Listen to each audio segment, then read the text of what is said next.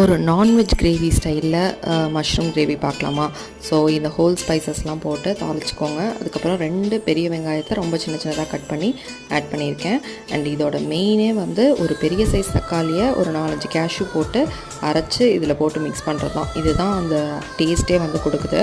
நல்லா கிரைண்ட் பண்ணி போட்டு கொஞ்சம் லைட்டாக தளதலன்னு வந்ததுக்கப்புறமா நான் வந்து ஒரு பேக்கெட் மஷ்ரூமை வந்து இந்த ஷேப்பில் கட் பண்ணி இதில் போட்டு மிக்ஸ் பண்ணிக்கிறேன்.